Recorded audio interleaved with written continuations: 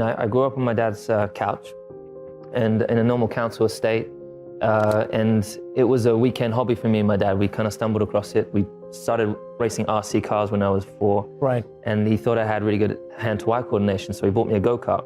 It was really old, from a newspaper.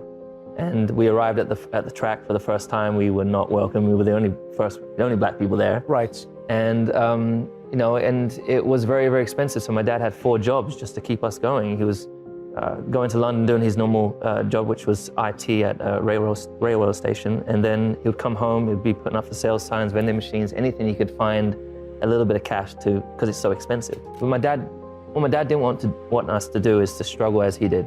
He's from Grenada, came to London, and you know, struggled really, finding money, finding a good job. So he's like, I don't want my kids to struggle like I have. So he worked to the bone to create an opportunity for us. We dreamed of this as when we were young, and when I was young, when we were watching the Grand Prix, and this is way, way beyond our dreams. And I think it's so important for kids out there to hopefully see this and know that don't listen to anybody that tells you you can't achieve something. Dream the impossible and speak it into existence, and you got to work for it, you got to chase it, and you got to never give up and never doubt yourself. I've never struggled for motivation in the sense of being competitive. All I can do, I can't control what they're doing, and there's no point worrying or thinking about what they may or may not be doing. All I can do is try and focus on, inwards, and try to focus on being the best that I can be. What is my potential? How can I be more positive? How can I have more energy? How can I be healthy? How can I be a better person to be around, a better person to work with?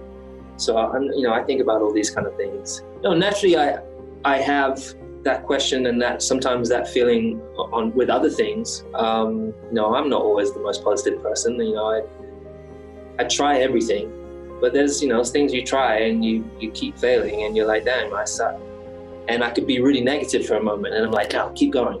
So I still have the willpower to get past that wall that hits me in the face.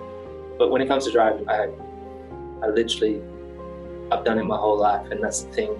It's given me so much confidence. I get in the car, put this helmet on, and I'm able to be whoever I want to be. I can be Superman under that helmet if I want to be, And generally when I was at school, I was relatively, I was bullied at school. I was the little kid, and bullied on by the bigger kids. So I was very, very much within my cocoon, or whatever you want to say, in my own space. It's very quiet. But when I get in the car, I was able to put out my elbows and stand up for myself. And then eventually I got confidence. I was able to help stand up for others that were being bullied at school, because I went to karate and I got black belt. I could whoop someone's butt, which was amazing.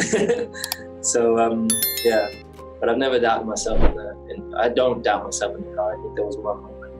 I think it's much, much easier to learn. There's more to learn when you have failures. That's really where the growth comes from. The biggest growth comes from. But there are still ways, you've got to find ways of growing from the success. But I think that's much part of our working ethic.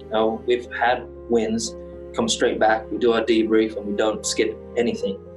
I've tried to be as critical and positive criticism, both on the car, on the team's performance, but then also on mine. And you've got to be as honest as you can be. So I go away usually, and over the next few days, I'm looking over the race results, I'm looking at data, I'm looking at, because I know in the race where I could have done better. It could be the pit lane entry, it could be exiting the pit box, it could be your qualifying lap not maximizing, it could be mistakes of time you've lost through the race, because ultimately you're always chasing time and you don't like losing time during the race. So there are so many areas, and you're chasing for perfection.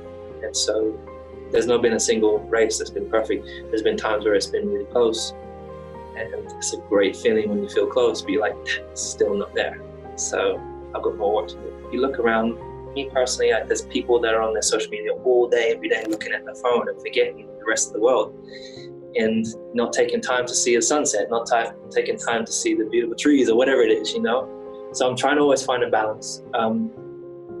And mentally, it's really about ultimately feeling good about yourself. It's about finding a way to make sure you love yourself. You have to really be able to love yourself, be comfortable in your own. So I've been really spending time trying to, again, just take time for me, making sure that I appreciate me. I appreciate, acknowledging things that you do well, acknowledging also when you fail and you don't do it so great, it's okay. And not being so hard on yourself, all these different things. I have days I wake up and feel groggy, I don't feel motivated to work out, I don't feel, geez, where are we going? What's next, dude? Should I continue racing? I think all these different things.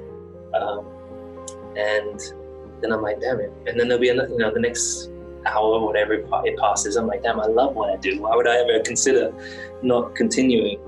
But as I said, you just got to keep your mind occupied. So, look, I mean, life is a struggle, and I think every day is not. There's failure. Is kind of, there's always an opportunity, a potential for failure, and I feel like we limit ourselves as human beings. I feel like we've got to be taking risks.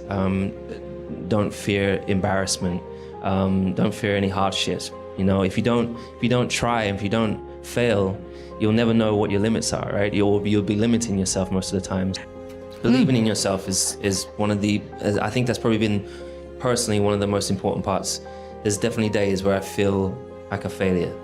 Believe it or not, I feel like a failure. I feel like I'm not good enough. There's days where I don't like the way you look or the way you dress, whatever it may be. But believing in yourself, learning to love yourself, and just not giving up. That's just never giving up. So I think that's really, believing in myself is really what's enabled me to do what I do on track, and then standing up for what I believe in and just going with your heart.